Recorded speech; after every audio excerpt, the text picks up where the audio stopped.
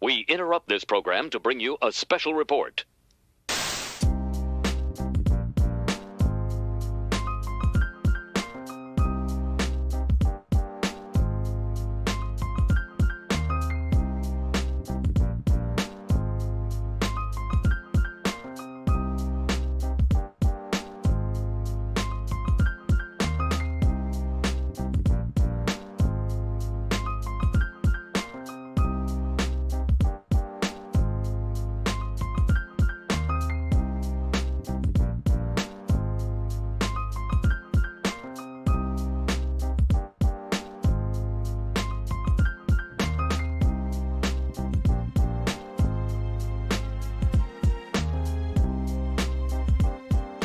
In recognition of great African American achievers, this Black History Month, let's bring our A game.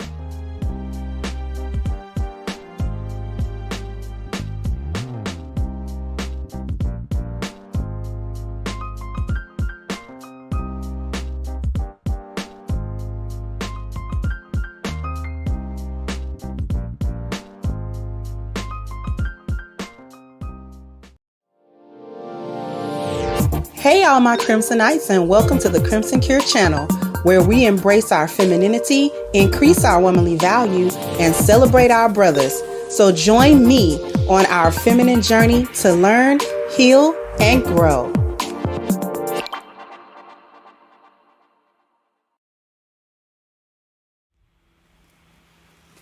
Hey, Crimsonites, how we doing? How we doing today?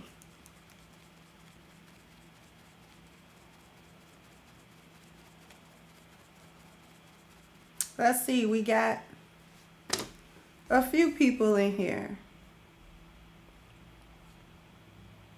Hey, Just Jay, Kalila, Malika, W. Hawkins, Greg Mahone, Janet, Tyrone, Player Zero, Siobhan. Hey, Kinshasa. How you doing, sweetie? You know what? Let me go ahead and hook you up. Hey, Man Friday. You too. You've been rocking with me a very long time, Man Friday. How you doing? Hey, Janet. Hey, Leanne, Eric, Dilly, Lorani, UFO. Hey, Ruminant. Hey, Terenzo, M74.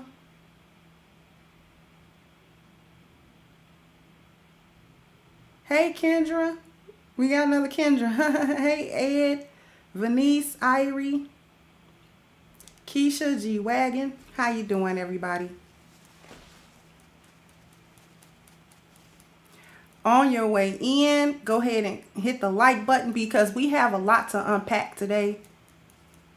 Today is a very...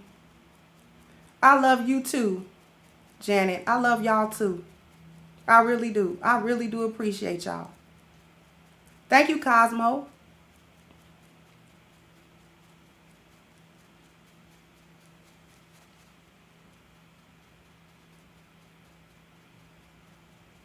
Thank you, Peach. Z Jackson, you definitely will be in my prayers.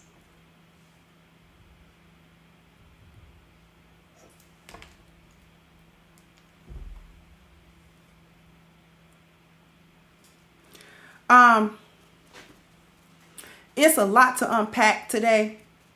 Today is a heavy topic because we're continuing the discussion from the earlier video that I did about Black women stealing children.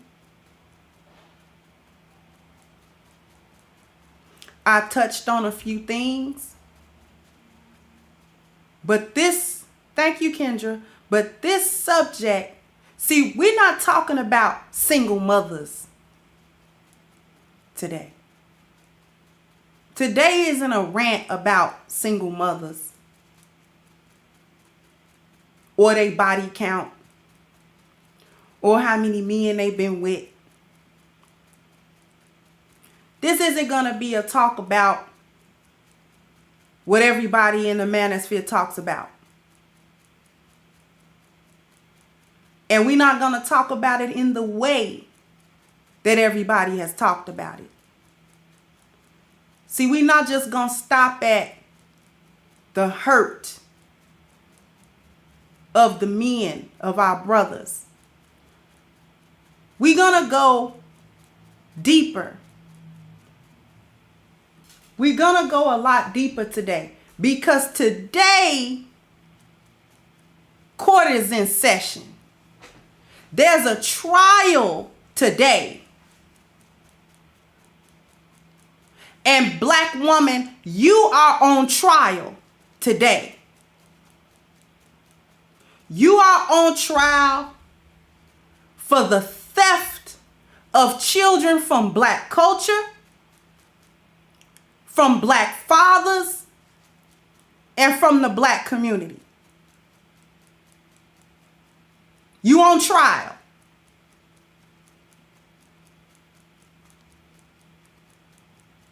And in this trial, you really are gonna be judged by a jury of your peers.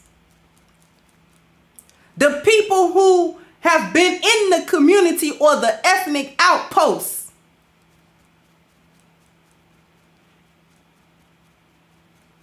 Being victims of this theft.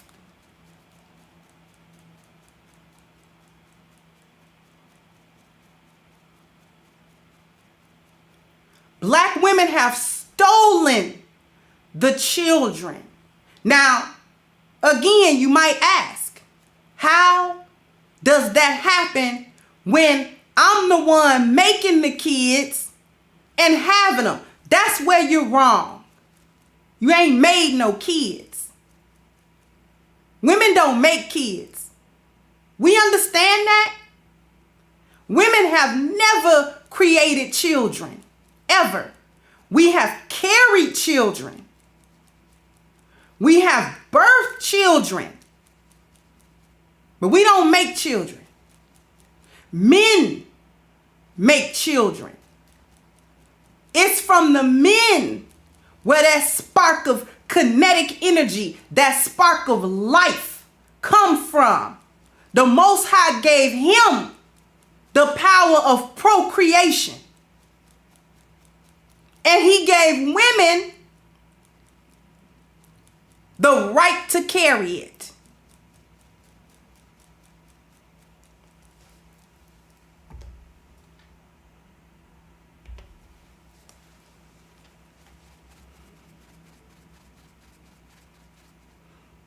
From the outset, men provide, problem solve, protect, and procreate.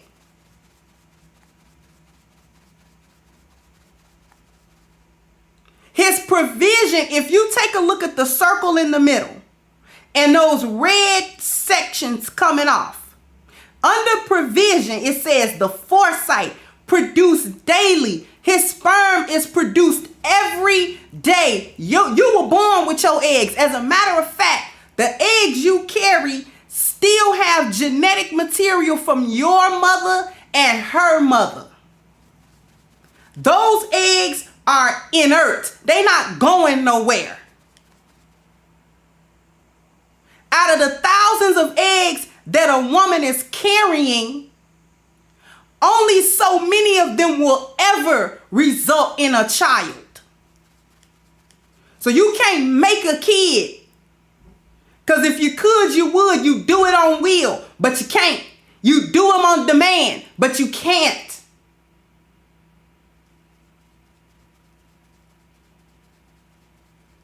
So the provision is produced daily. Under the problem solving, you'll see 3 types of sperm. This is the process. Men produce sperm that block other sperm that may happen to be there. They produce sperm that'll seek out and kill other sperm that might happen to be there that's not his. And then there's that sperm that is meant to fertilize that egg. Under the protection, you'll see the shield. The seminal fluid shields the sperm in a hostile environment. A woman's vaginal canal is a hostile environment for sperm, especially if it does not recognize that man's sperm. Meaning, this isn't your man that you've been exclusively dealing with for the last 5-10 years and you've only dealt with his sperm. Your body began to recognize that sperm and not fight it so hard.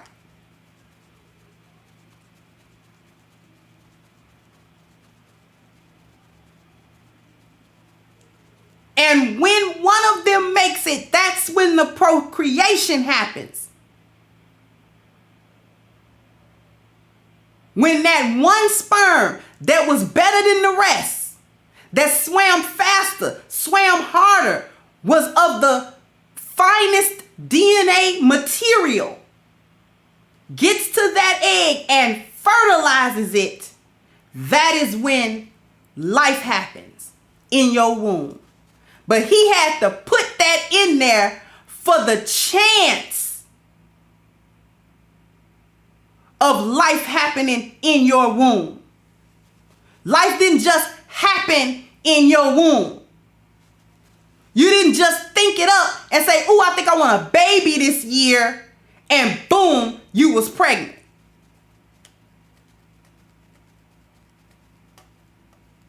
Sometimes you got to keep trying.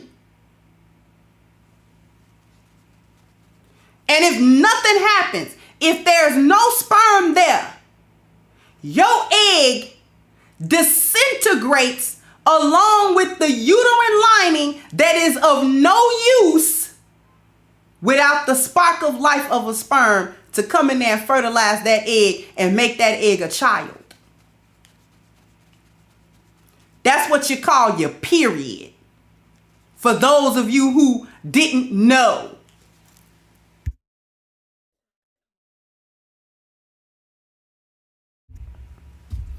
For those of you who didn't know what your period actually consisted of, that's your now useless uterine lining. It prepared itself for a potential pregnancy.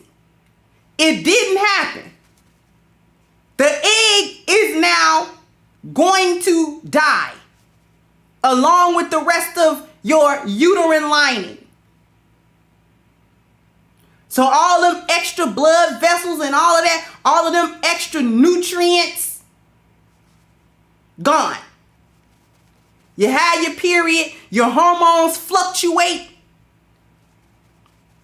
All of that progesterone and estrogen you were producing in order to try to make way for a child to be incubated in your womb, that's gone. Your hormone levels regulate back out. You have your period. Your womb starts over that process. That's why they call it a cycle. Because the process begins again. We wait. We wait for men on a micro level and a macro level. We wait for them. Even your egg is inert. It has to be pulled out of the ovum. It has to be pushed through the fallopian tube into the womb, into the uterine chamber, where it waits for a sperm to come and force its way into the egg. Once that sperm make it past all of that hostile environment into the womb where the egg is at, that egg don't got no defense now. It's gonna get penetrated by that sperm. Penetration happens on a cellular level. So he not only physically penetrated you, penis to vagina, his sperm is penetrating that egg in order to begin the process of that egg becoming a child.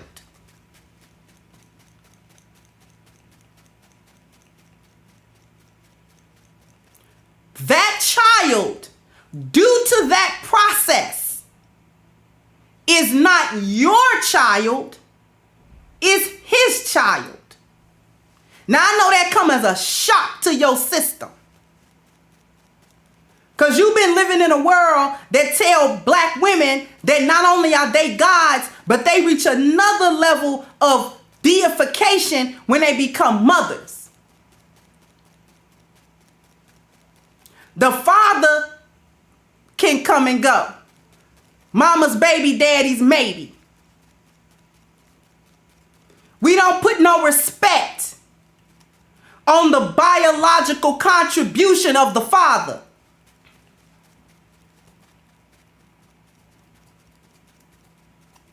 Our wombs would repeat the cycle of death over and over every 14 to 28 days without no sperm to make a baby out of it.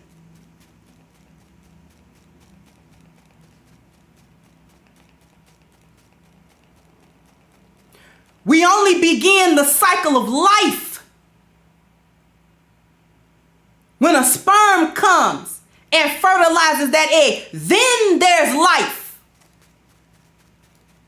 Then we get to rub our bellies and feel the baby kick and go get a sonogram and hear the baby's heartbeat.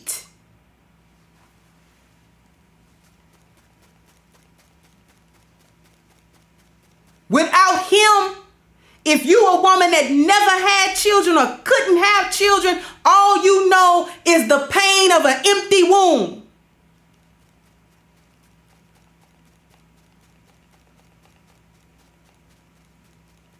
That's all you know.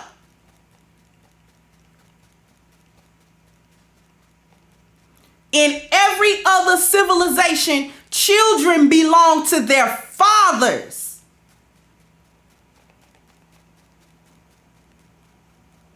Even in Islam, if the father died, the child is an orphan. Do you understand me? The mother can still be alive. If the father passes away, the child is now an orphan.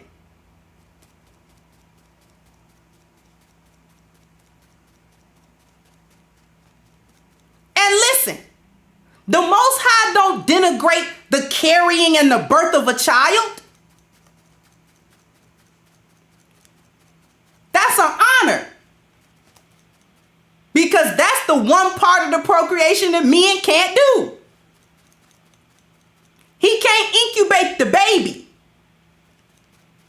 That's us. We go through a tremendous amount of pain to bring a baby forth into this world.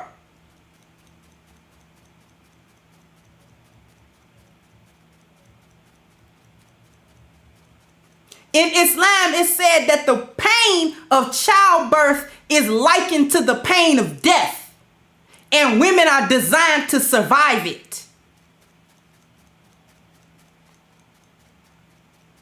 And she'll repeat it.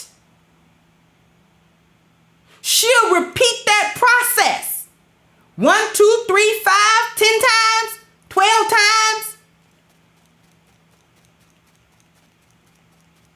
However many kids that she's able to produce or able to carry.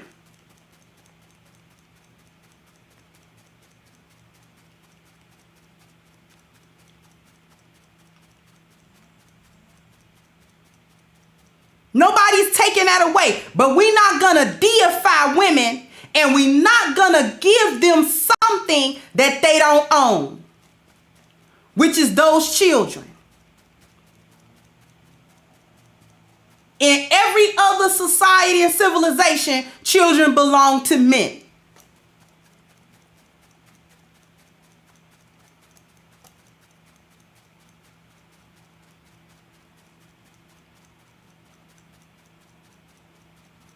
Those are his legacies, not yours.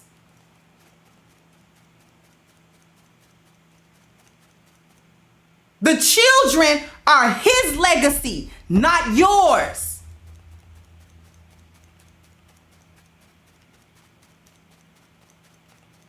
Why do you think men have a problem with raising another man's child? Because that's not my legacy.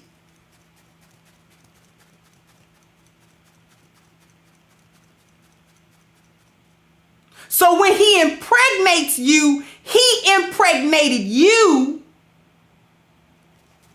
And because you carried a child, now you think the child belonged to you. And in the black so-called community, black women own children. They own them. Get the likes up. Please get the likes up.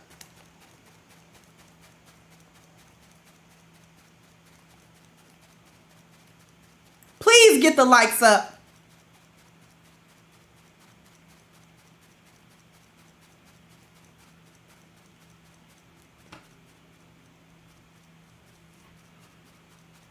We got 332, 200, 210. Okay, come on, let's get, come on. You want to maybe do the dance? Bam, bam, bam, bam, bam, bam, bam, bam, bam, bam, bam, bam.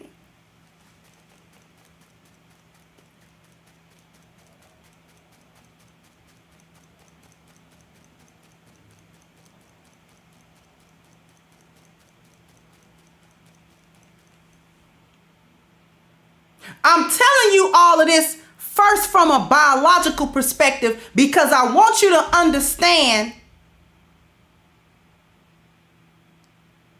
why it is a theft, why it is stealing. Because they are not yours. When you get pregnant, see, that's the one thing black women like to say, this is my baby, this is my kid.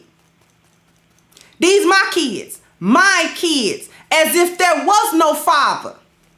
As if there was no biological contribution from anybody else.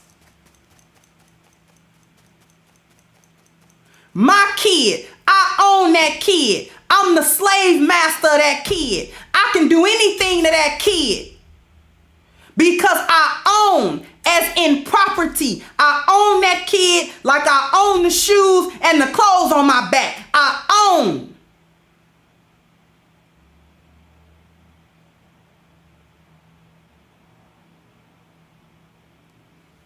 And that means when I own, I get to play with them children's lives if I want to. I get to use them as pawns in a game. I get to use them as chess pieces. I get to weaponize my kids.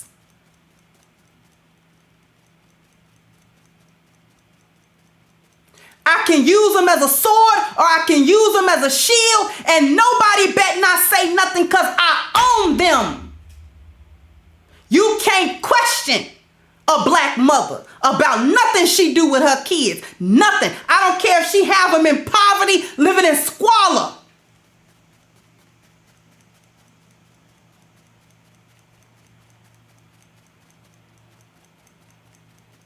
She can have her kids homeless in squalor, and nobody will think, give the child to their father.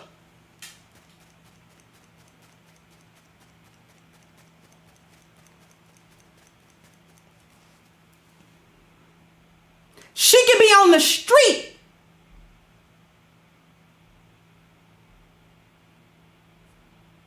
with a kid. And nobody will think, take that kid from her and make the kid have a better life. Because see, where we come from, children are owned by black women. And it ain't no better place for the child to be. Even if we break the psyche of that child, even if we break the spirit of that child, even if we break the spirit of that man, even if we break the psyche of that man, even if we break the culture, even if we break the community, even if we break everything that's supposed to give us hope and supposed to make us be together and supposed to make us succeed, if she say no, it's no, because she own that kid. From the start.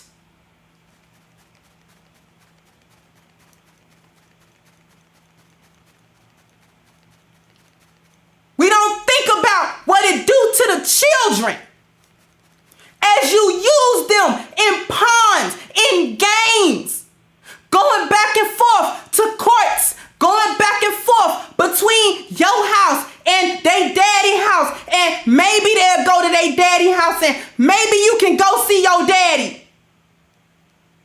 Or maybe I'll just hold you for ransom and you never see your daddy. It'll be a year, it'll be 2, it'll be 5. You never know, because it goes on my whim. It's up to me because I own you and I own the situation and I own him because you mine. But see, when you perform a heist, you got to get paid for a heist. Ain't no point in stealing if you don't get paid. Is it? Because on the plantation, they taught you how to have a baby by him and then feed him the zaddy in the meat grinder, and I'll pay you for it. I'll give you a little better hut. I'll make you my bed wench for it. Because my system of palm colored survivalism got to stand, and it's going to stand on the blood of your kids, not mine. And you agreed to it. On the plantation, you might have been forced, but it's 2021 and nobody's got a gun to your head. You just volunteer to do it.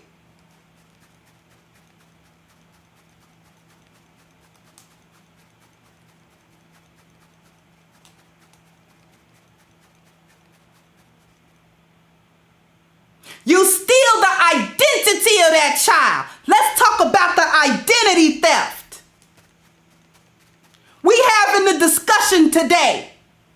Thank you for the mods, because we having a discussion today. I'm not even looking at that chat room for the mess. Sniped on sight. Get the likes up, please. Let's talk about the identity theft of the children. Who is that child?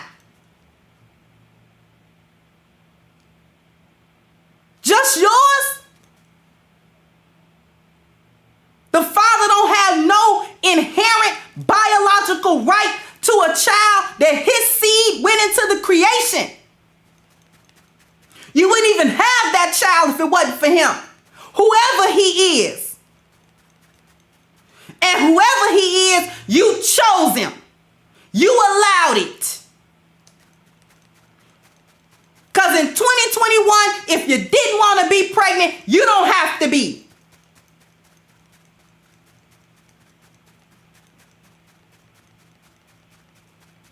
You take that child away from a complete half of their whole lineage. Whole lineage. In every functional society has been a patriarchy. One of the hallmarks of a patriarchy is that lineage is counted through the father. And you take that from that child. Then you make the child choose.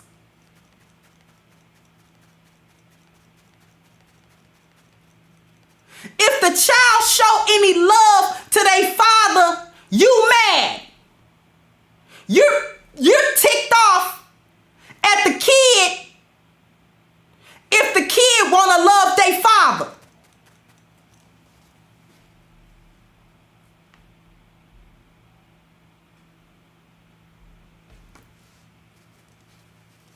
You want only loyalty to you. You want that child to only identify with you. And that's why it's identity theft, because you steal that child's ability to identify with their father and with that whole side of their family and whole side of their bloodline.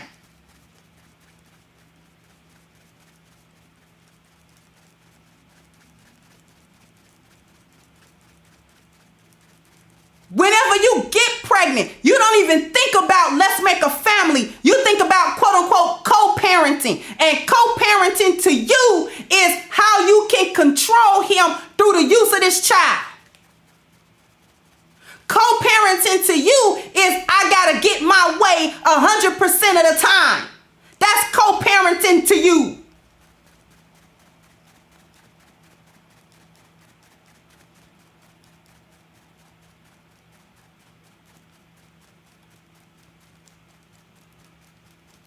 You dare your children to show affection and love to their father. You dare them to do it. You will beat them if they do it. Ask me how I know. You punish your children for loving their father, something that comes instinctual to them. You deprive them of seeing that man, of interacting with that man, of getting anything of benefit from that man. Because you're not trying to have no benefit from the child. You don't care about the child because you stole it. It's a commodity to you. It's something for you to get something else. It's a heist you pull so you can get some money. What's your pay? Section 8 is your pay. SNAP benefits is your pay. Child support checks is your pay. SSI checks is your pay.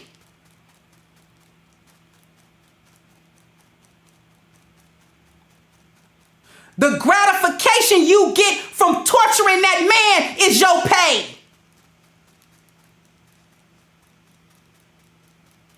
And don't tell me that you don't get gratification from torturing that man. Because it only works with men that care about their kids and want them. So you can't pull that with a dude that don't care. That's why it's capped when all these men ran off. Because you can't make him feel no type of way if he don't feel no type of way. So you and playing games with them kids don't mean nothing to him because he don't care either way. That's a man that truly walked away from it. But the ones that didn't walk away from it, that's the ones you can torture. That's the one that you can drag in and out of court. You can't take your babies out of school to come to court with you. So you can seem more sympathetic to the judge.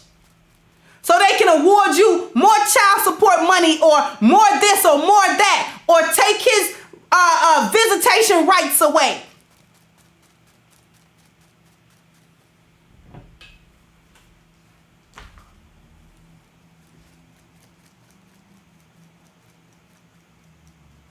You introduce an untold amount of psychological trauma to these children because you make them choose a side.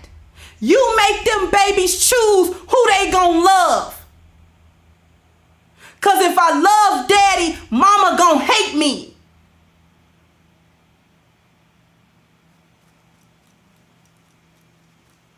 If I beg to see my father, mama gonna punish me for that.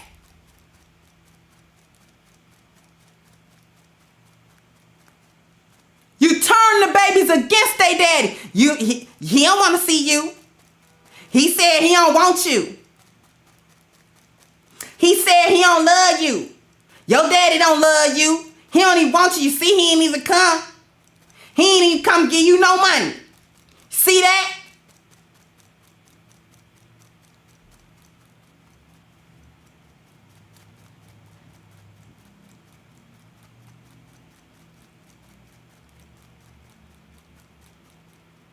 The untold amount of trauma, and you don't care because the child isn't a child to you. It's a means to an end.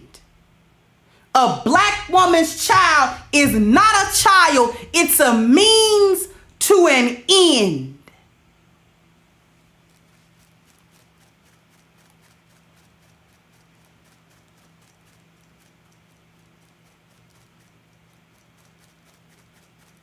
That's why you don't care about using them and abusing them.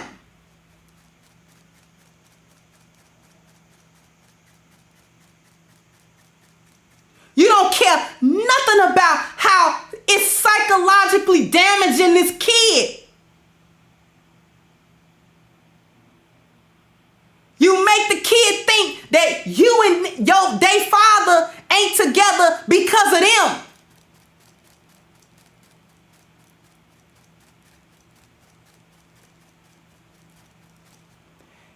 Y'all broke up. He went to go get a stable family and had kids with another woman. Now you don't want him, your child, to go over there and play with their child, which is really their brother or sister.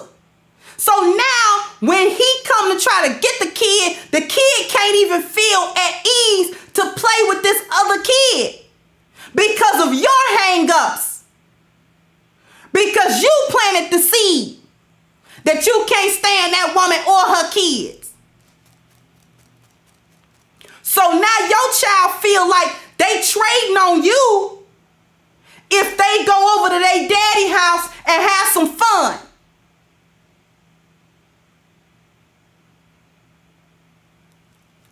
They feel feel like they betraying you when they go over their daddy house and they don't find nothing wrong with his other woman. They like her. They feel like they betraying you when they daddy tell them they love him and they gotta tell him they love him back.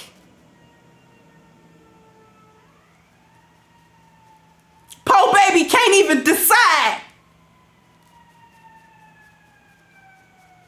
You break that baby heart. You break that baby's spirit. So they just say, I don't want to go over daddy house no more. And you don't even care about why they saying that. You just glad because it's you won. You won.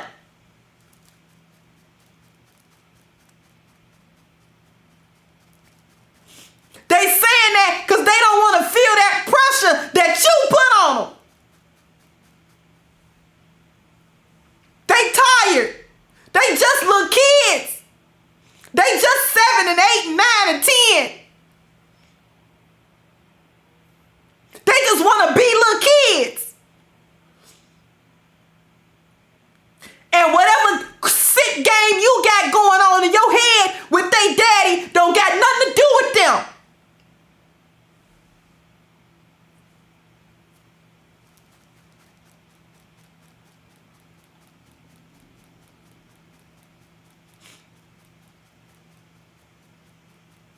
You don't feel no compassion. Nothing stops you. No amount of the suffering of your children that you live with every day. You don't stop to look. Say, my kids, man, they not doing well. They not doing well. I got them monkey in the middle between me and their father.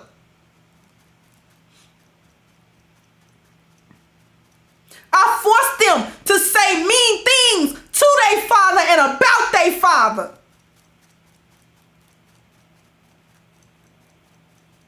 I send little messages with them. Things to break that man's spirit down. Things to break that man's heart. Because I know if them hurtful words come out of his baby's mouth, it's going to hurt him 10 times more than if it come out of my mouth because he looking for me to be evil.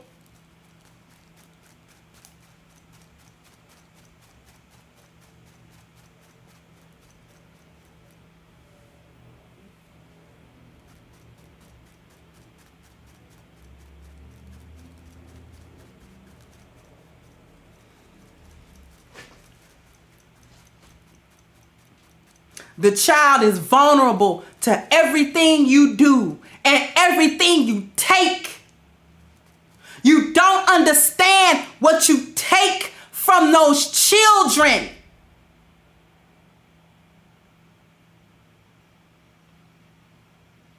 This is an extreme amount of demon time. You don't know what you take from them. Then you wonder why your kids don't turn out very well. Why they start running the streets. Why they join a gang. Or why they just go to parties and get smutted out by boys. And because they dealing with all the pain that you gave them. And they can't come to you and say, Mom, all of the stuff that transpired between you and Dad and making me choose a side, that hurt me. That hurt me. They can't come to you because the black mother is infallible. And she ain't ever did no wrong.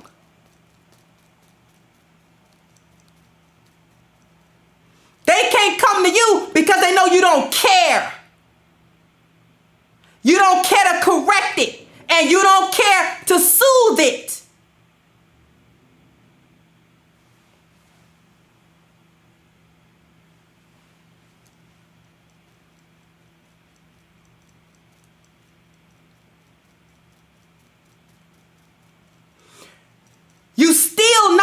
separating the children from their fathers, you steal directly from the children. Put a 1 in the chat if you want to know what they steal from the children themselves.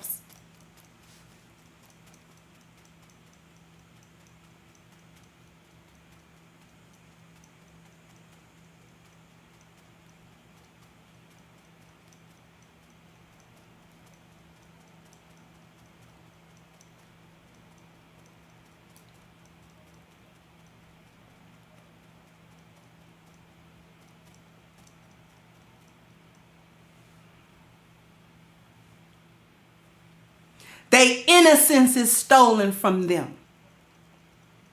Because they got to see the dark side of you, black woman, before they can even comprehend any of it.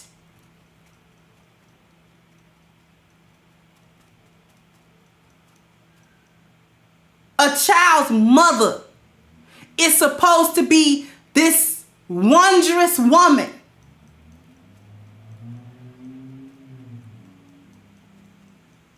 Instead, they got to learn early that you not. That you connive and you scheme and you manipulate and you use them to do it. Now they gotta compute that somehow in their mind. That my mother, that I love and that I think love me, is using me in a way I can't even really comprehend right now.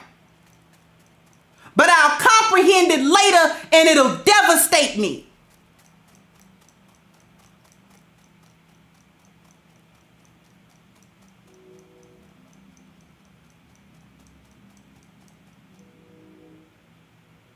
They steal the time away from them children.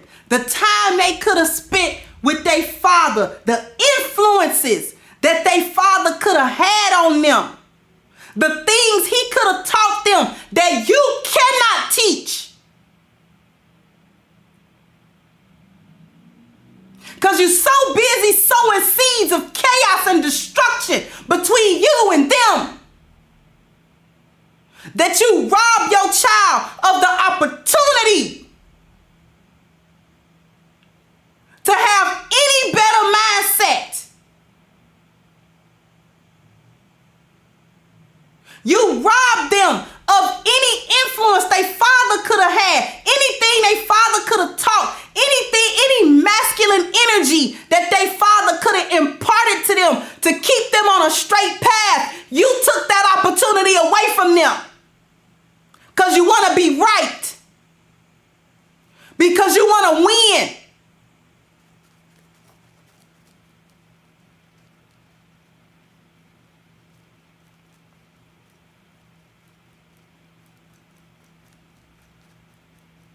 You don't know what that man could give to his children just because he don't want you.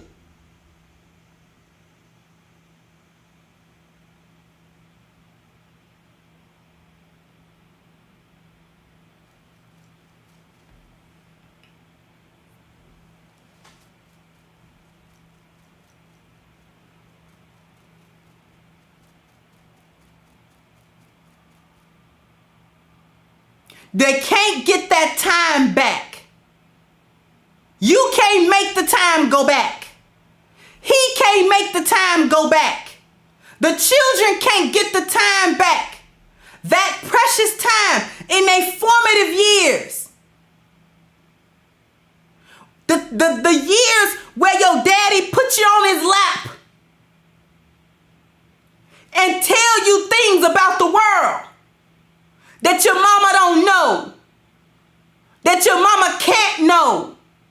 Experiences your mother have never had because she a woman.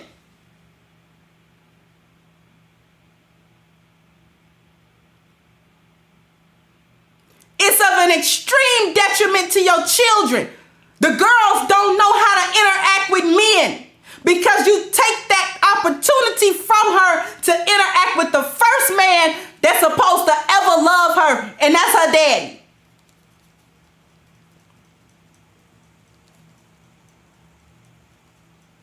The first man that's ever supposed to give her provision and problem solving and protection and procreation in the form of affection and love.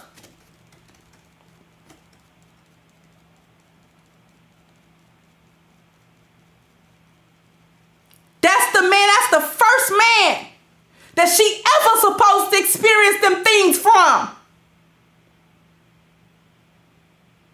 And he don't want to do her dirty.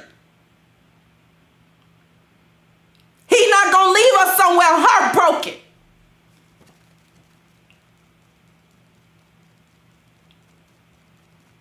He's going to show her what masculinity in her life is supposed to look like. What the love of a man is supposed to feel like.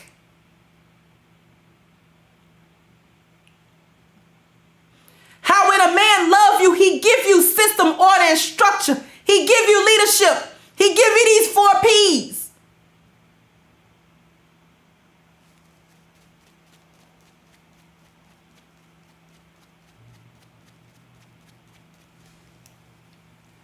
He teaches her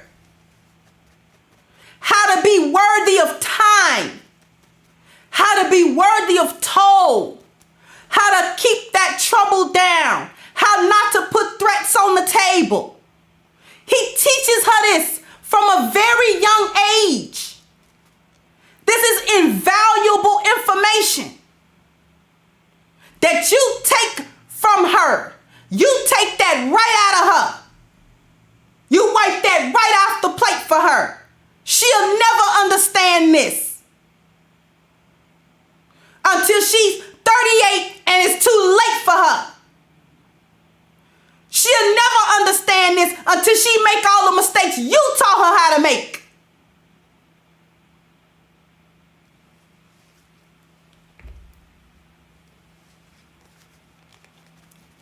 You steal this same thing from your son. You take this opportunity that only his father can give him to teach him, not only to give him provision and problem solving and protection and procreation, but by his example, show his son how he's supposed to do that same thing. Through example, show his son how he's supposed to set up system, order, and structure in his life. How he's supposed to be a man.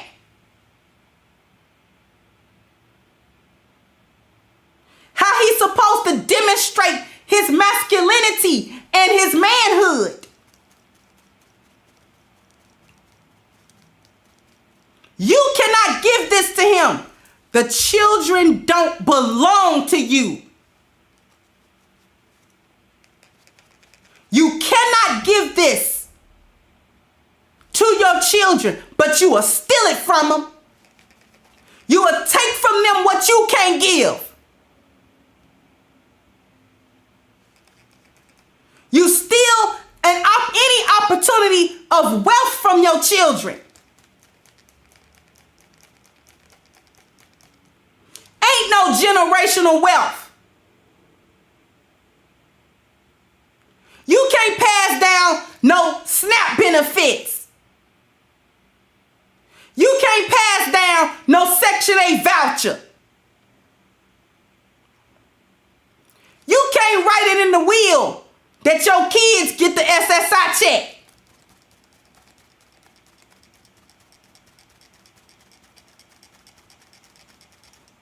This is not something that you can do. So then you set your children back. Each generation, you set them back at the starting line. They got to start over and reinvent the wheel over and over and over and over. Because you don't give them a chance. You don't give them their father. You don't give them a leg up. You don't give them no understanding. You don't give them no closure. You don't give them no clarity. You don't give them an explanation. Because you feel like you own them. So you feel like you don't owe them no explanation. You don't owe them to explain why they don't got their daddy in their house.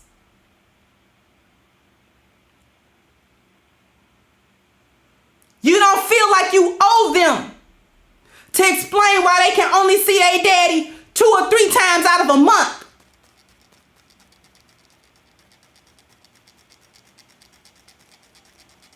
You don't think you owe your kids nothing. You don't owe them a future. You don't owe them a father. You don't owe them you don't even owe them good mental and emotional stable health.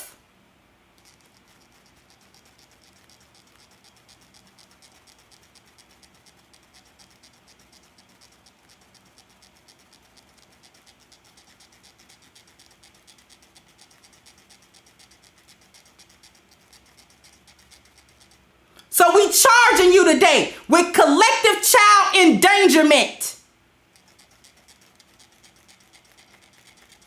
Because these kids is in trouble with you.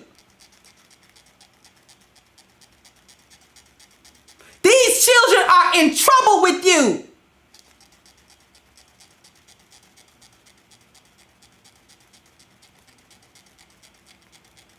Constantly, they gotta struggle, no matter how bright they are, no matter how intelligent they are.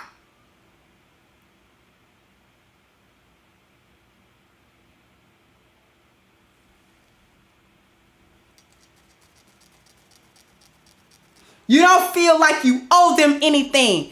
You talk about reparations. You owe reparations to your children. You owe them. Because you stole them from their legacy. You stole them from their homes. You stole them from the richness of their culture. You owe reparations. And you enslaved them because they have trouble bonding with anybody but you. Because they feel a sense of betrayal if they bond with other people. If they love other people. Sometimes even if they love their siblings, you feel a betrayal. And you punish them for it. You let them know that they betraying you. Betraying you. You owe them monetary reparations. You can't replace the wealth that you took from them. Or even the potential of it. What they could have been. And worst of all, there's no spiritual reparation. You do not take any opportunity to heal what you broke. You just break your kids and leave them in the middle of the flow for somebody else to come get them and deal with them.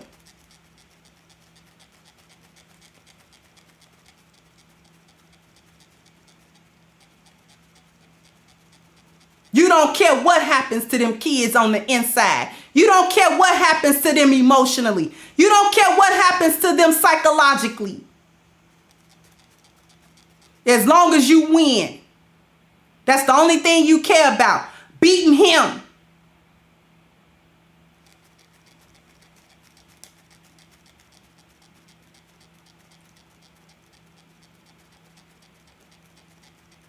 And this ain't one or two of you. This is the vast majority of you.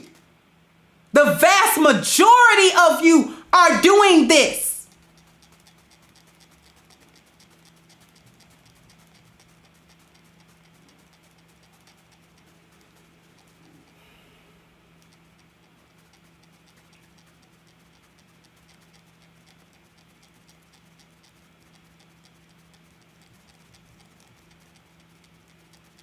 The children don't have any cover. They don't have no protection from you. They don't have nothing.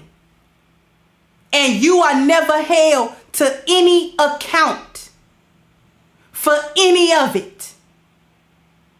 This is why I say this is the biggest hidden crime, because everybody gotta be hush hush. Because everybody thinks that you own that kid, so you got the right to do whatever, even if we don't agree with what you do.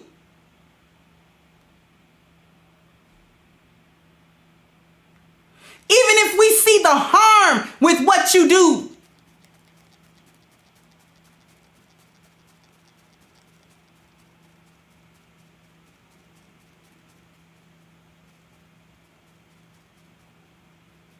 Nobody's never supposed to say nothing. You just keep this cycle going and going. It's a cycle of hatred.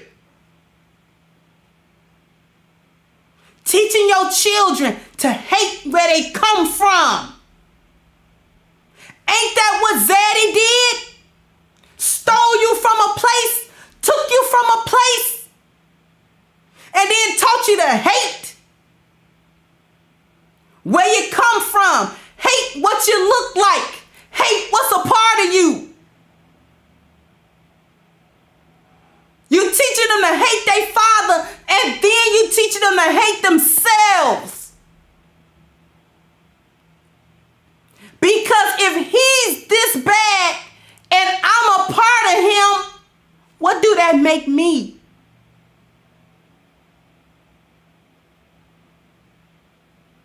What do it make me?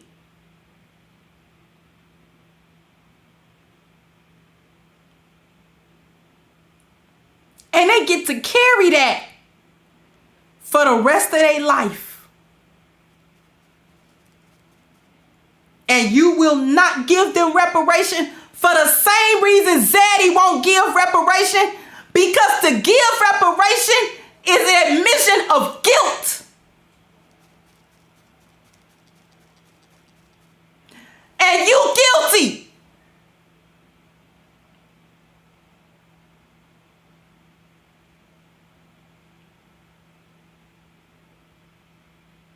You following your master's footsteps.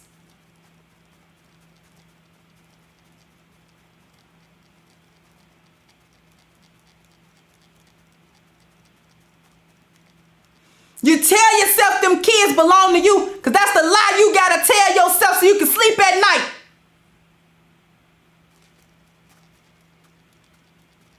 You got to tell yourself the kids belong to me so it can justify everything I do to them.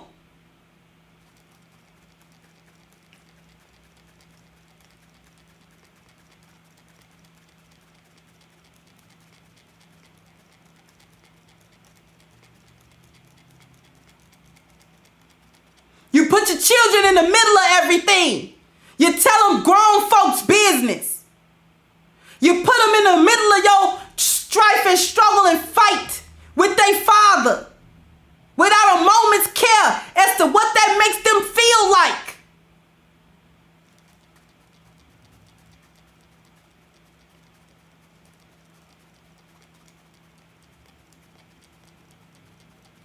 You rob them of the fathers in their home, and then you make them the daddies. The little boy's got to be your man. He got to provide the 4 P's to you. He got to step up and take care of the siblings. The girls too. That's where they get that masculinity from. Because she got to raise the kids you won't raise. She got to raise herself. That boy got to raise himself, especially the oldest ones.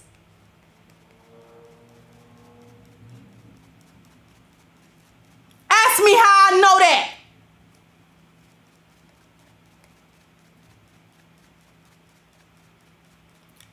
Make your kids have to be tough and hard and unfeeling because it hurt too much. And they don't know how to deal with that pain. They just kids.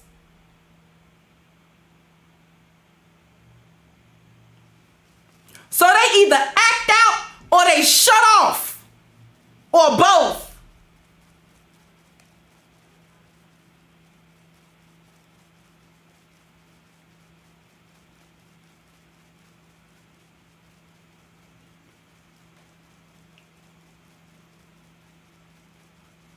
Got them thinking it's up to them to take care of you, to heal you, to make you feel better, to make sure everything gonna be all right.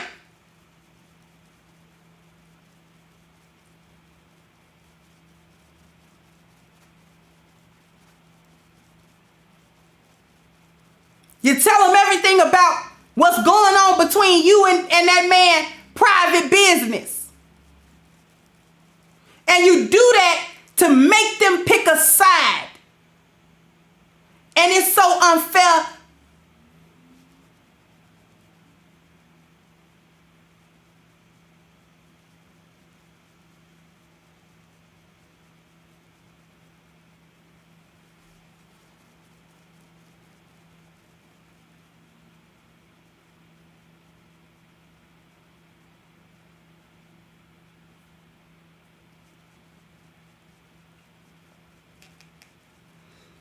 You brainwash them. You crush their whole world. You crush them.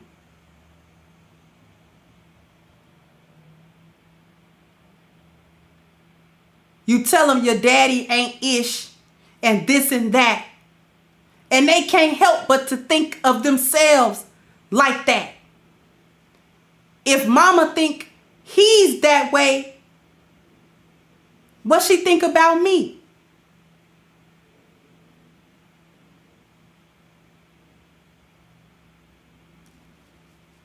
Is this why she treat me like this? Because she hate my father? Is this why she doing this to me? Because she hate me? Because she hate my daddy? You don't never expect your kids to put 2 and 2 together and come up with 4. And understand that that's why you treat them the way you do. It's because you hate them because you hate their father. This is why it don't matter to you what kind of hurt you and visit on them. It don't matter to you how you break their heart. It don't matter to you how you break their mind. It don't matter to you how you break they bodies and they everything about them. You will put them in any situation.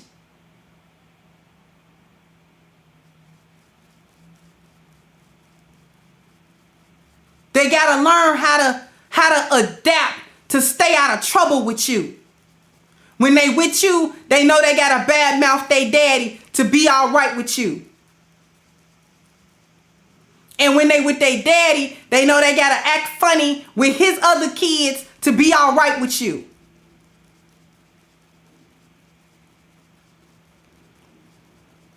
They gotta be in a different community, a different place all the time. Because you got to move them from pillar to post. Or every other time you got another man introduced over them.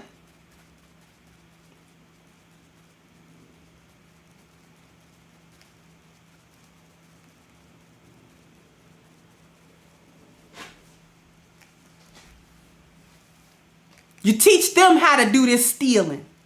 You teach the girl that it's okay for her to steal children. And you teach your boy not to care nothing about his seed so that when it gets stolen from him, he don't feel nothing and he just be numb.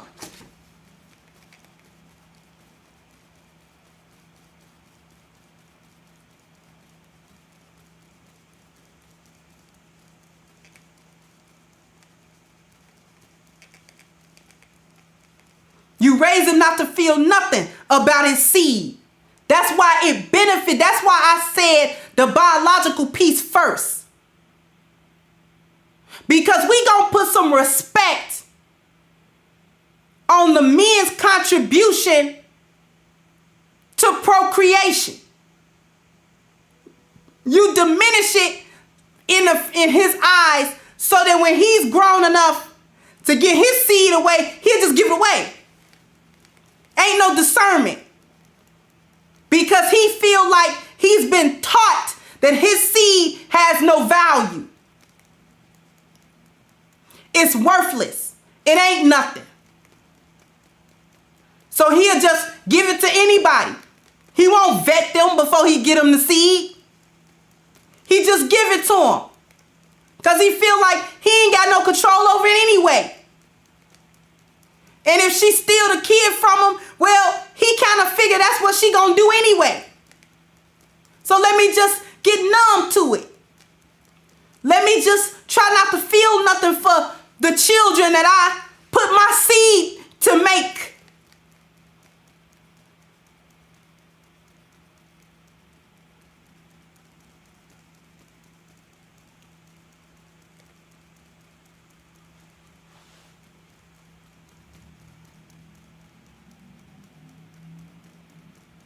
It takes forever for your child to work through that. That brainwashing that you do against putting them against their father. Sometimes they never get over that.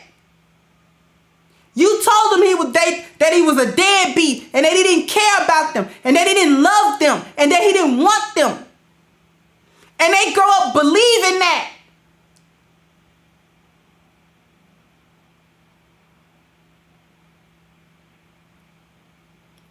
Sometimes they never go to their father and sit down and have that conversation with him and say, well, why weren't you and mom together? What happened from your end, Dad? And let me tell you, that's a hard conversation to have with your daddy. To sit down and hear it from him. Not through your mama's lying lips that make her seem like she did everything right and he did everything wrong.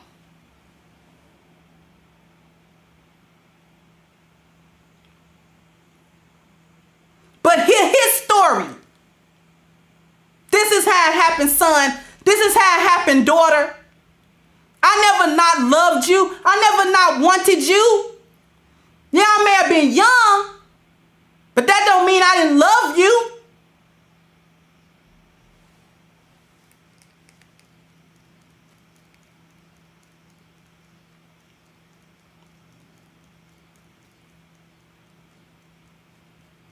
I fought for you until I couldn't fight no more.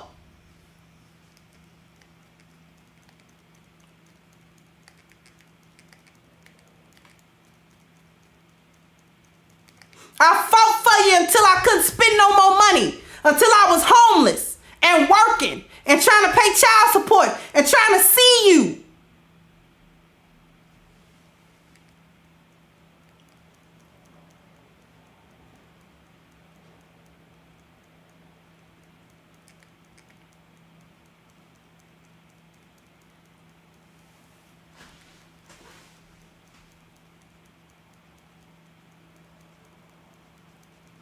The biggest crime, and it's hidden, it's quiet, it's quiet.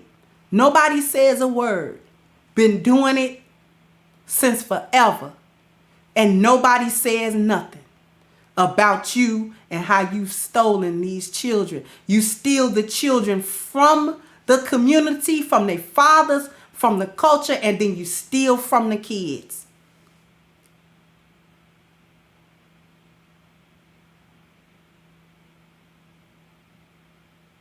What you steal from them, you can't give back.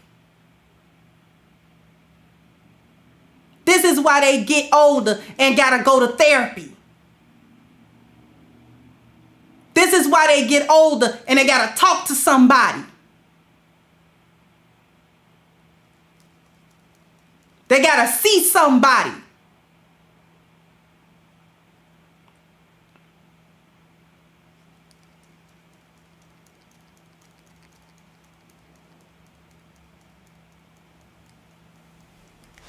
You're not held accountable. That's why it's hidden. Because black women aren't accountable for nothing. Especially the black mother. She ain't accountable for nothing. She gets to do all of this incredible damage and then go live out her days.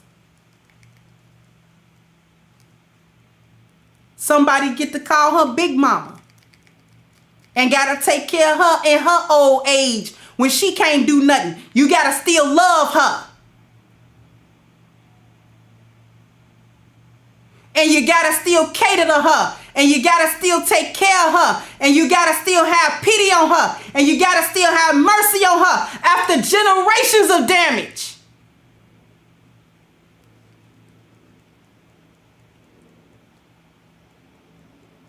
After generations of destruction.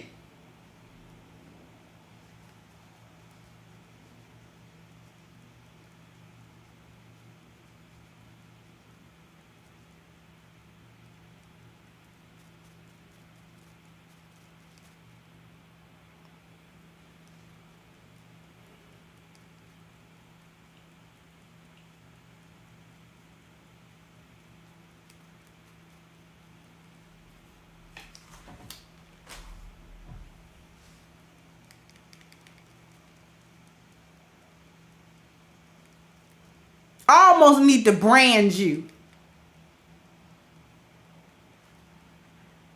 So folks will know that one right there, that's a child thief. She not going to honor the seed that she allowed to be into her. She a child thief. I almost need to put some type of brand on your forehead so somebody will know you for your works, and know you for who you are and what you do and what you've done and what you're capable of.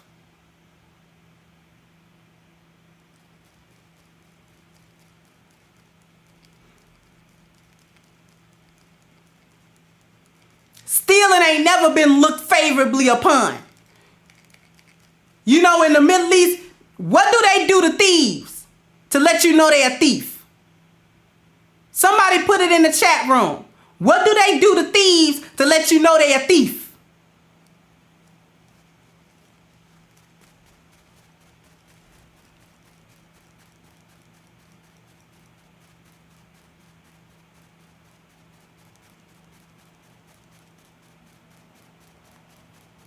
Thank you, Irie. They get that hand.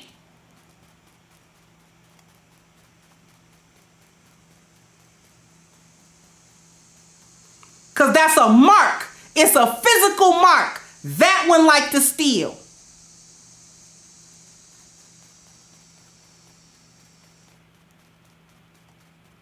I'll mark you some kind of way. That one like to steal. Don't put your seed over there with that one. That one gonna steal your legacy. That one gonna run away with your legacy. Gonna run away with your seed. Gonna run away with the thing you love the most out of this world. Then they spread that lie about how black men don't love their children and don't want their children. That's such a horrendous lie.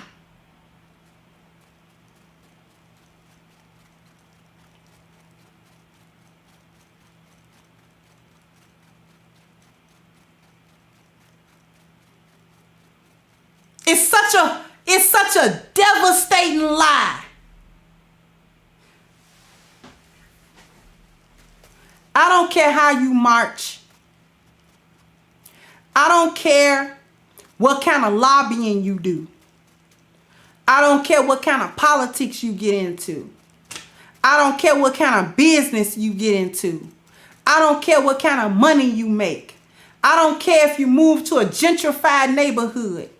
I don't care what kind of shoes you buy. I don't care what kind of car you drive.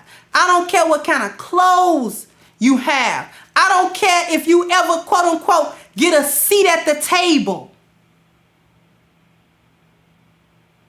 We will never, ever heal until black women stop committing one of the most egregious, heinous crimes that has ever been committed in anybody's culture or community, and that is stealing these children.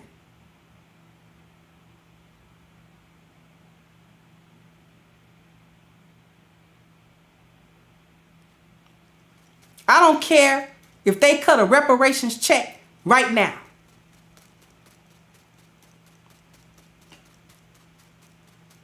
We will never, ever, we won't move. Not forward. It'll always be backwards. It'll always be in the ditch. It'll always be in the pit.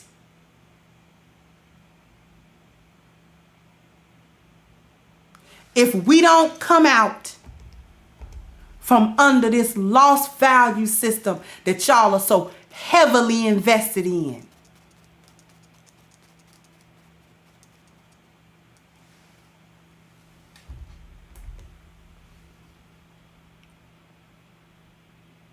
I'll be back in a moment, and we're going to talk about some solutions when I get back. Or go give me some water. Y'all get the likes up. Hang with me. Be right back.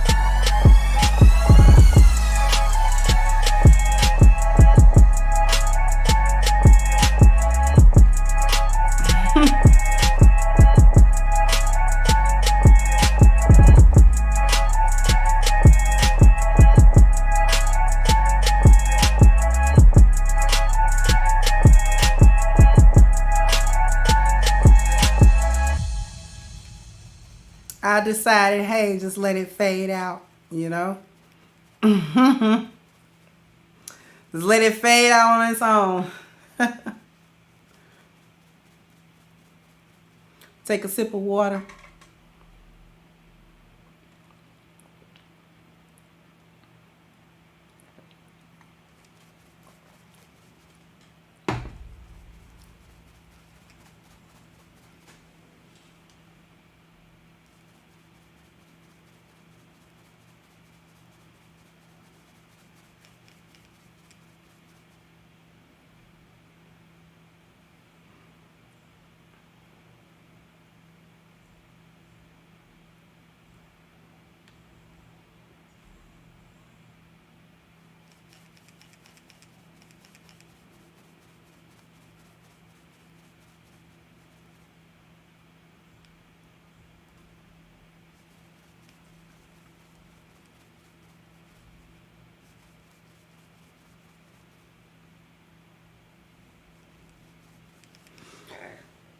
I'm going to take one more sip of water.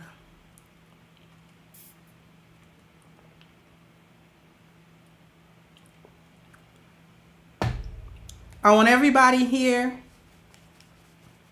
if you listening to this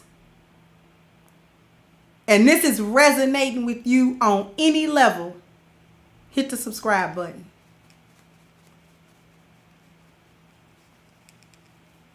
Hit the share button. That's what I really want y'all to do. Hit the share button. Let's make this is a topic that nobody is talking about. Everybody in here, share this on your Facebook page, in your Facebook groups, on Twitter, because this is a conversation that needs to be had even outside of my channel. This is a conversation all of us need to have. Every last one of us, because we either have children or we were the children in this situation.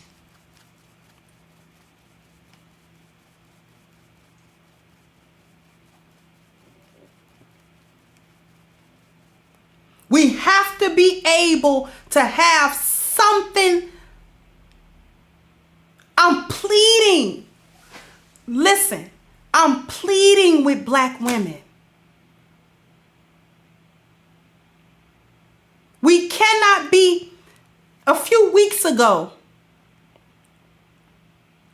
I did a video about a woman in the airport who was just fighting and clowning and could not be stopped. And she had her 2 children with her. Do y'all remember that? Put a 1 in the chat if you remember.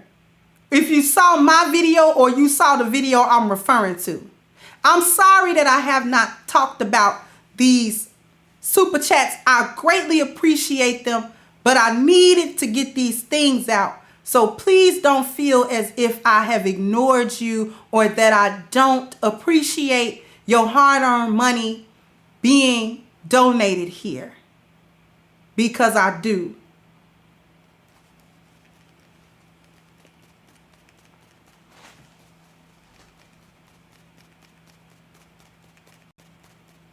She was not only reckless in front of the police, she was reckless in front of those children. That little girl could not be consoled. And this is what I'm talking about. The boy that was clearly older than the little girl had to step up and provide, and I talked about this, provide some of the 4 P's to his little sister. He had to protect her. He had to give her, show her procreation in the form of some affection. Getting her, grabbing her, holding her, trying to console her.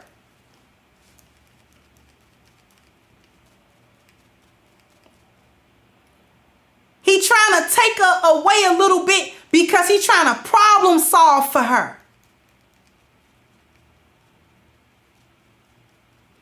That woman didn't stop to think not one time, look at my kids.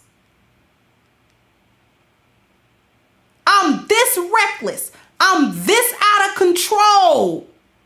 I'm this emotionally unstable. I can't be stopped. And not even the cries of my children are putting a pause to nothing I'm doing.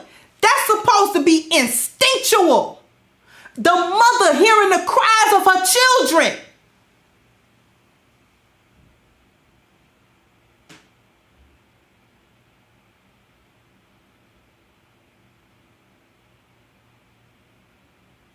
That's supposed to give any mother worth the salt that go in bread, and they don't but like 1/8 of a teaspoon of salt go in bread.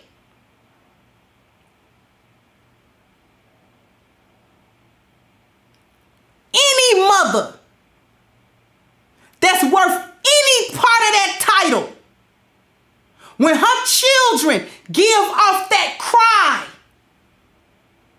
she's supposed to stop. I don't care what she's doing. She's supposed to stop.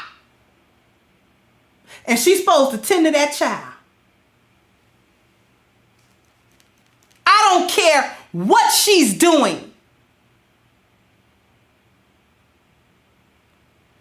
Because you ain't that absorbed in fighting and terrorizing folk. And you done terrorized your own child. Didn't stop to think, I terrorized my own baby. My baby's scared of me. That's the other part of it. You teach your children not to love you, to fear you like a monster. Like a monster under their bed or a monster in the closet. A monster.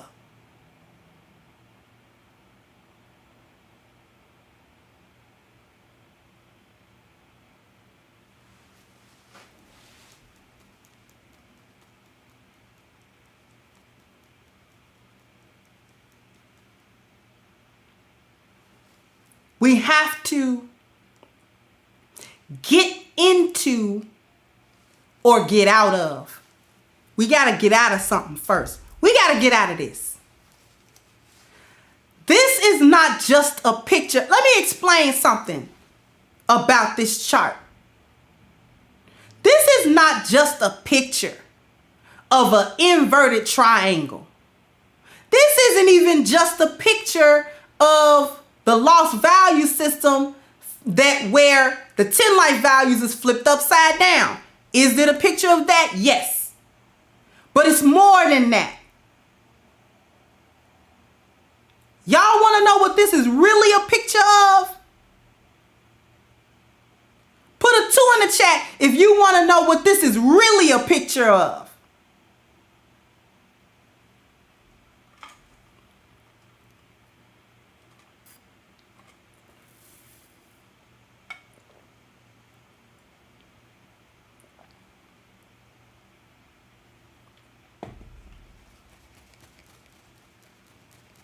This is a picture of the very palm-colored survivalist WS system that every black person in this country know about.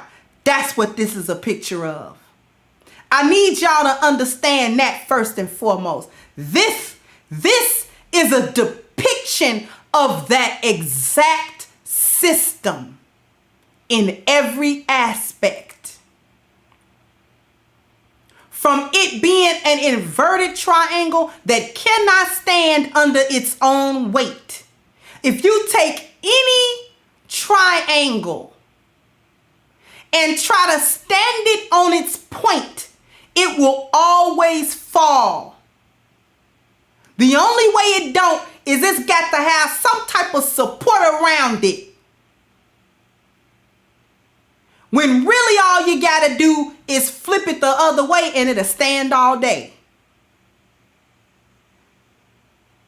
See, because when our ancestors built the pyramids, they didn't build them like that. They built them where they could stand the test of time.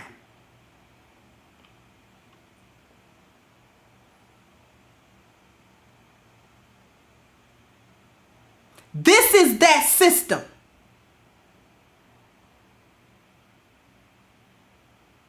It's a system where your spiritual value is so small and the love of, and the admiration and the worship of wealth is so big. This is why it's a lost value system, because it is the value system of the lost. It don't contain no life. Because it don't contain no truth.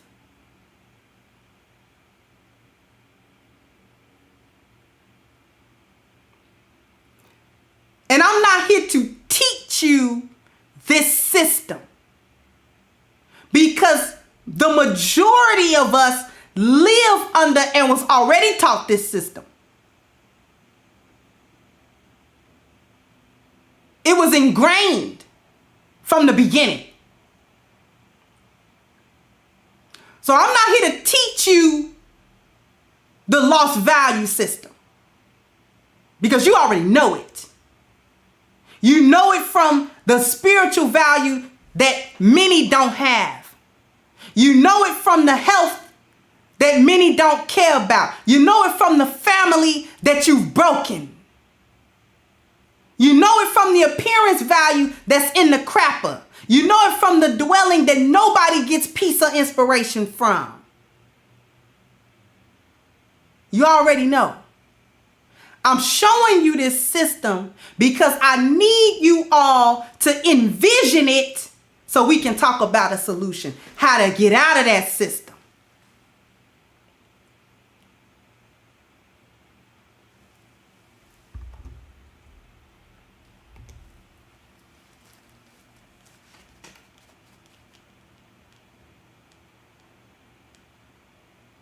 In order to love anything or anyone or love yourself, I'm talking to Black women. It's a lot of talk about love yourself, but you cannot do it without truth, and you cannot have that without spiritual value. This is the system that we need to be living under. This one. This is the one that I don't mind teaching you, because this one is the one that got stolen from you.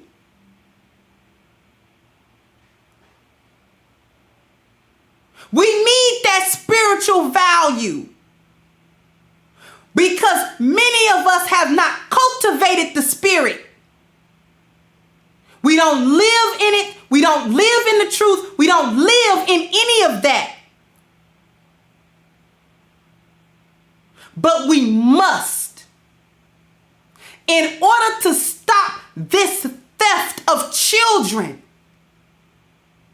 and the callousness that's behind it and the demonic force that's behind it, we're going to have to start cultivating spirit. And that starts with the recognition of the truth. This is why this discussion got to happen. This is why it has to happen. It's got to happen today. It's got to happen tomorrow. It's got to happen until the theft stop.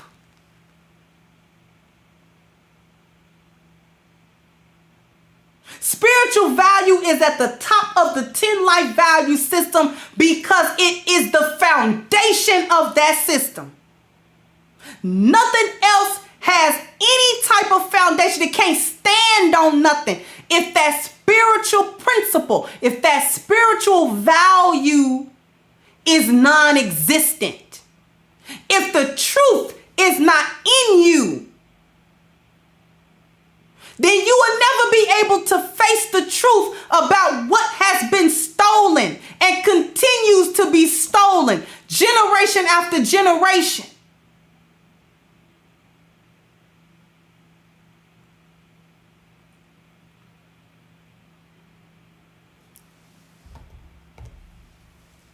I'm going to go back to the 10 life values.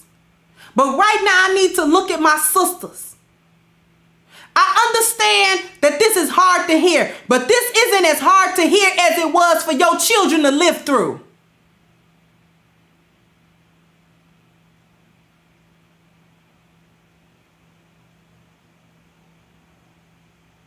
We have to cultivate the spiritual value to get out of demon time.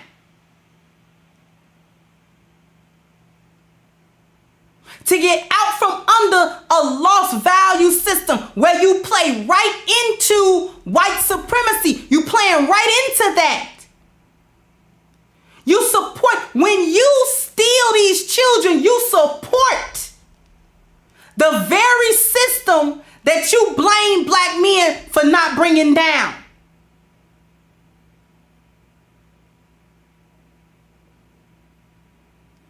The blood of your children is being used as the mortar between the bricks of the white supremacist system. Your kids.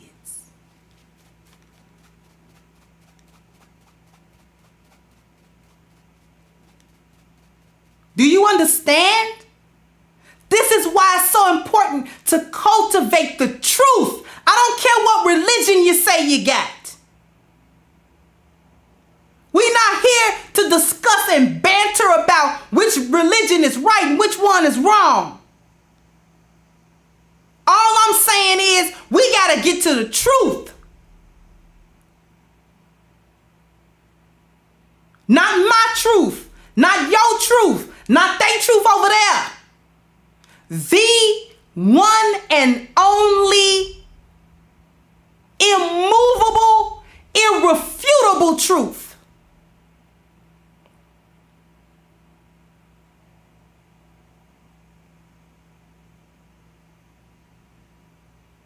The truth. The truth about how y'all are finding lies in the truth. Do you understand that you finding the lie in the truth? What am I talking about? You finding the lie. We own kids because the children are biologically, we making them. That's a lie. You telling a lie even on the biological level when the truth is right in front of you. If we don't do nothing today but start right there. Today. All of you that are within the sound of my voice, you got to start at minimum with that one truth. No, the children do not just belong to me. They have a father. They have a whole lineage. And I don't have a right to deny them. That's not your right.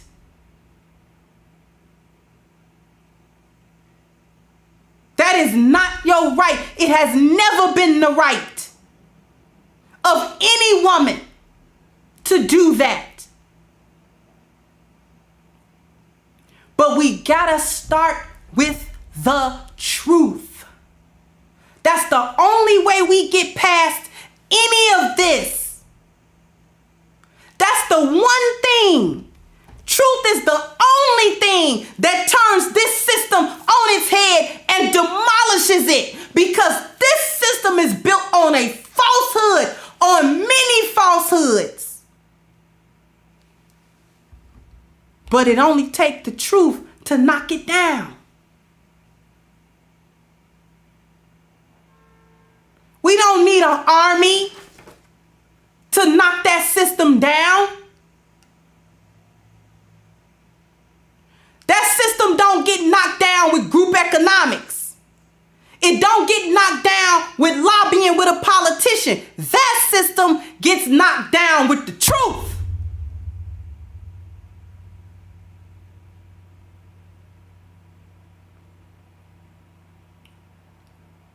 If we can't start there, we finished. We finished.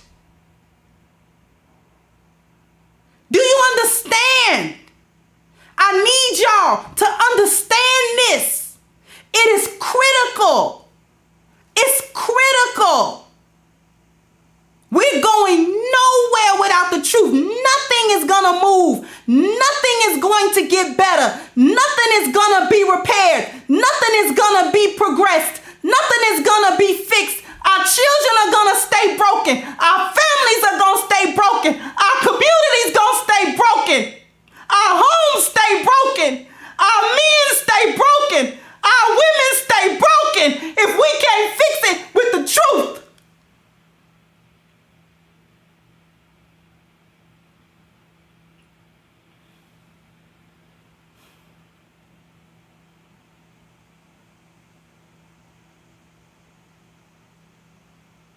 There is no other way. This is why I'm harping on the spiritual value.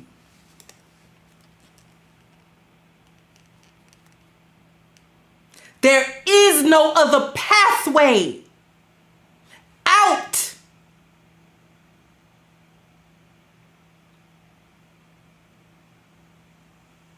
I need you to face the truth. that you are guilty of stealing these children from their father. On the charge of robbing your children from their legacy, you guilty. On the charge of robbing your children's identity, you guilty. On the charge of stealing them from their fathers, you guilty.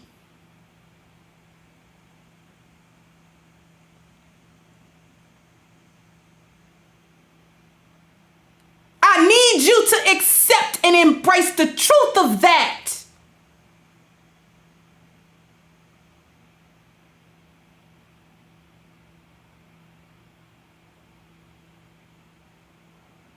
That's why I'm staying on the spiritual value. I'm not even going to go to none of the other ones because we have not understood number one.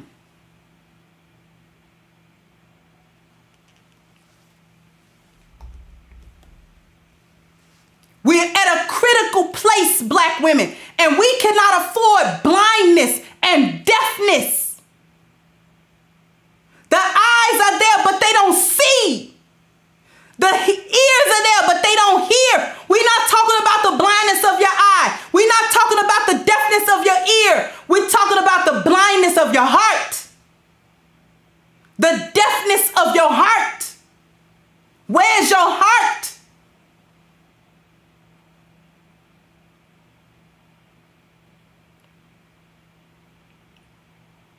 Where's the heart that we're supposed to have for our children? Where is that heart?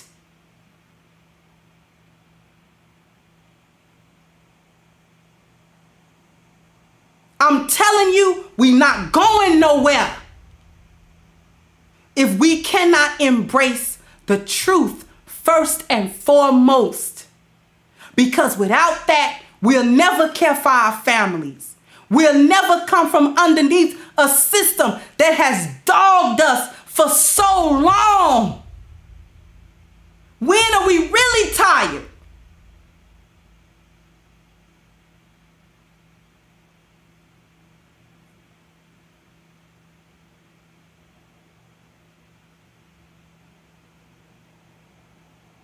When are we really going to have the real discussions about how we have to stop this theft from happening?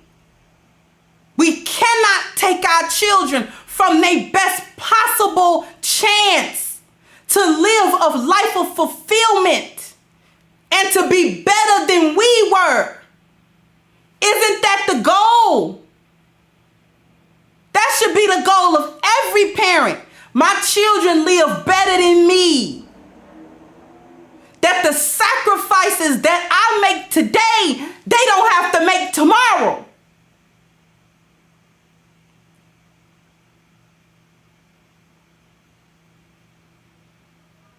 If I gotta go without, they not gonna go without.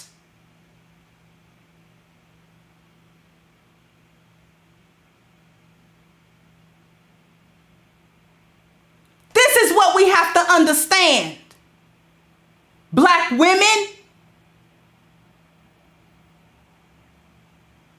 come out of yourself for a minute. Come out of your ego for a minute.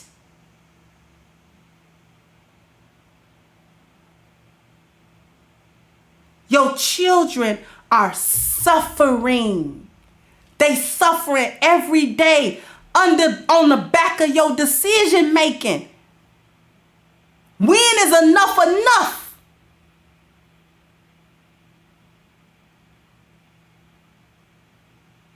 When are you going to say enough is enough of my children suffering because of me?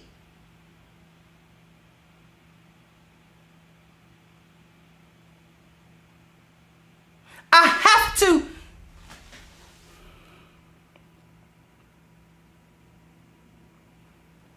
Aside from the truth, there's another truth that you need to embrace.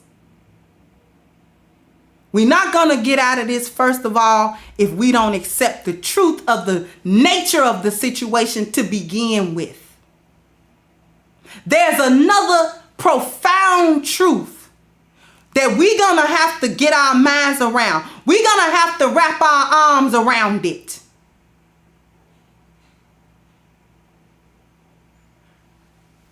And that other truth is that you're going to have to give these children to their fathers. Give them back, because a theft can't be rectified unless the thing stolen is returned. You can't rectify theft without returning what you stole. If I steal $100 million out of the bank and they catch me with that $100 million, a part of making it right ain't just me going to jail and I keep the $100 million. I got to get that back.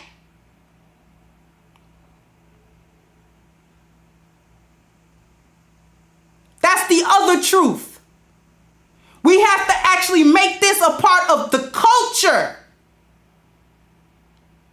That the children belong to the father because that's where they belong.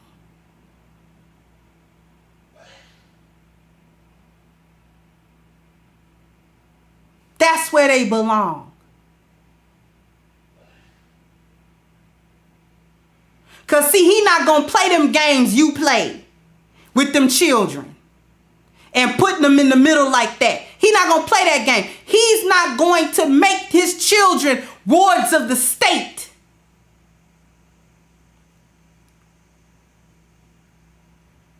He's not going to make his children choose between you and him and make them feel like everything going on is their fault.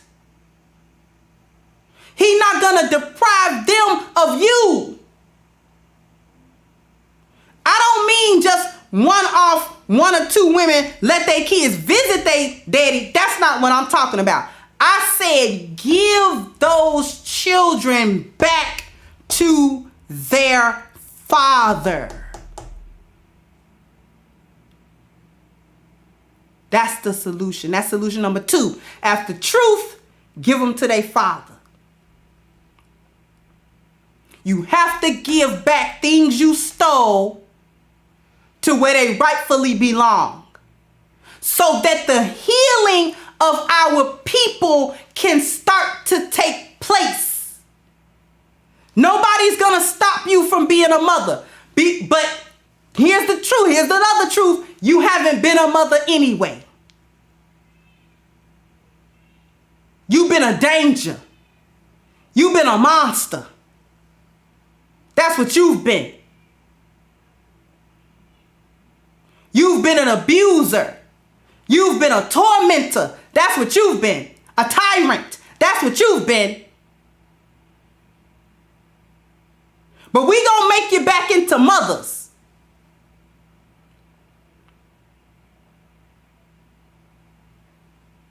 Let that be part of black culture. We give the children to their father, because he ain't gonna play them games. They want their children anyway.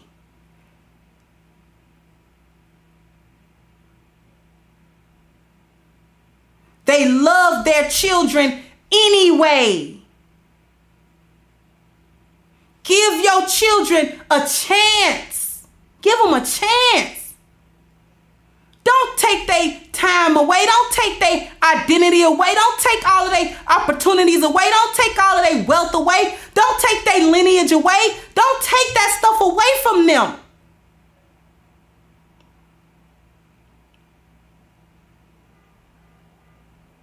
The best thing you can possibly do for them at this point is to give them to their father. Every woman within the sound of my voice, if you know you've been playing games and you know who you are,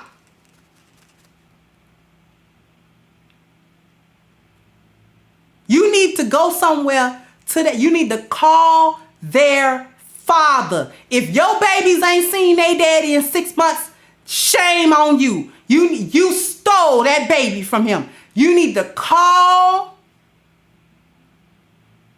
they father. I know you got his number. I know you know his Facebook page. Call the daddy.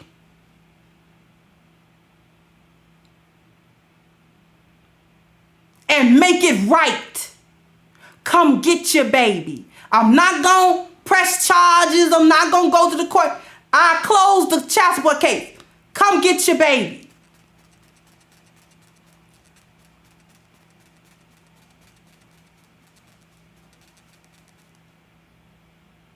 I'm going to say something else before I close out. I'm going to talk a little bit about Myron and Gray. Because I see the setup. The theft is coming. And I'm talking about it because this is a real time situation. Myron, if anybody show you this video, Gray, if anybody show you this video, please work that out.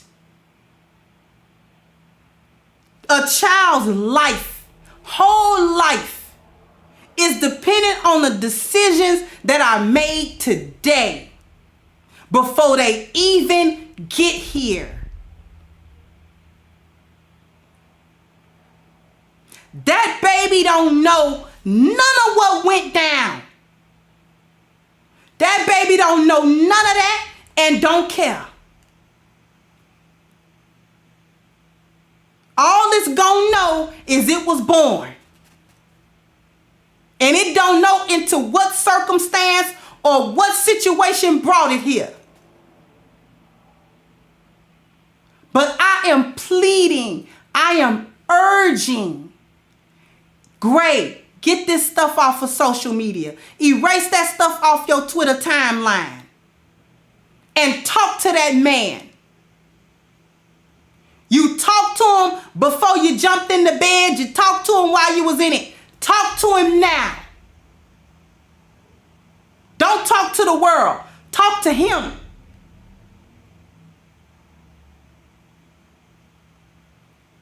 Y'all need to talk about whatever y'all need to talk about.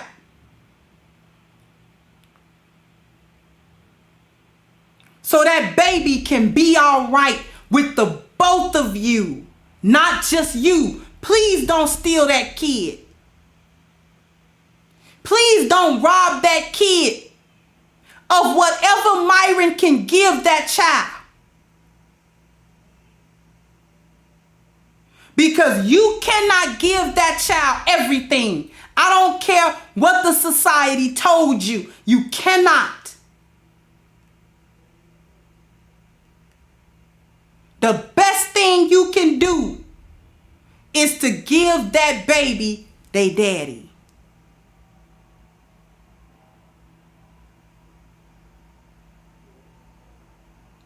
Sit down and discuss. Here's the pregnancy test. If you need to, here's the paternity test when it comes time, when we can do that, whenever that becomes something we can do. Take the threat off the table. Nope, Twitter wasn't there. The Manosphere wasn't there when you and him was making that baby. Nobody was there. So don't nobody got to be there now. Fix it before it is too late. That baby need him. That boy or girl, that child needs that daddy. Need.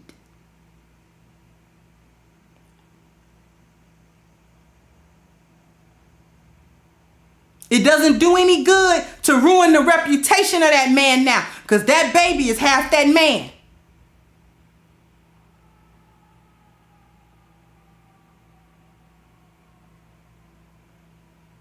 I'm urging Gray and any woman that's in this similar situation, please do not commit that theft. The child now has more rights than the both of you. You brought it here. It has rights now. It has a right to a mother and the father. And you cannot usurp the rights of your children because it is oppression.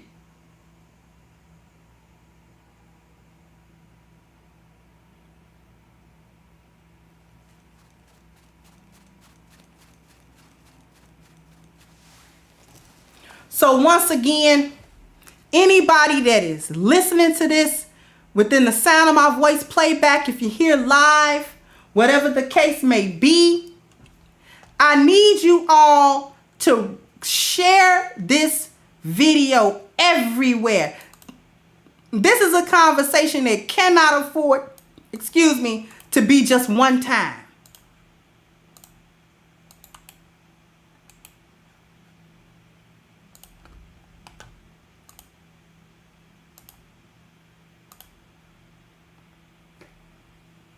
This is a conversation that can't just be one time, one video, and it's gone.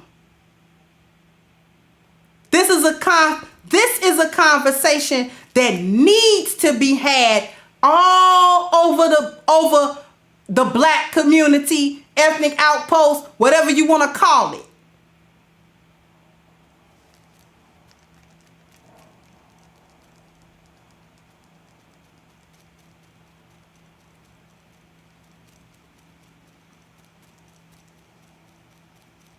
Sit down and watch this with your children. Give it to your baby mama. I know she trifling. Give it to her.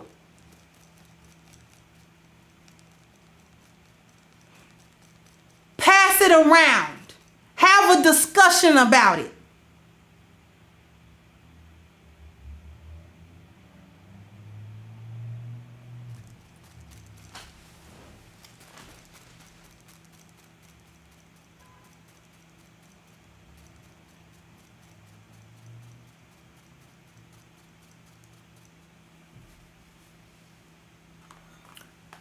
This important discussion and show was brought to you by A-Game, a male herbal solution with 21 wonderful herbs, no artificial ingredients, no animal byproducts either. So men, if you want to be part of the A-Game family, ladies, if you've got men and you want them to be on their very best A-Game, all you have to do to become part of the A-Game family is to click the link at agameherbal.com that is pinned at the top of the chat. Click the link that's pinned at the top of the chat, agameherbal.com, and go ahead and use the code Kendra10 to get a 10% discount on your next purchase. All right. So you'll be getting a box of awesomeness delivered to you ASAP. The product is A+. The service is A+. Everything about it is truly A-Game. Okay?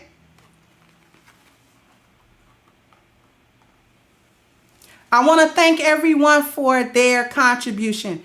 I know that I didn't shout out the super chats, and for that I apologize. I usually do that. I usually shout them out. But this was such an important conversation that I needed to have with everyone that I didn't, acknowledge them. But I do acknowledge them and I do appreciate them, as well as the Cash Apps. Thank you guys for liking, for sharing, and for subscribing to the channel. If any of this resonated with you at all, please click the subscribe button. Click the bell so that you know whenever I put out this awesome content. I want to thank you guys, and I'll catch you guys on the next one. Bye-bye, Crimsonites. Hey guys, please like, share, and subscribe to the channel and hit the notification bell. And if you've got more to say on the topic, leave a comment down below. Also, don't forget to support our sponsor who so graciously supports this channel by clicking the description box and the link for A-Game at agameherbal.com. You can go ahead and get a 10% discount off of your next purchase using the code Kendra10. This has been yet another Crimson Cure production, and I'll catch you guys on the next one.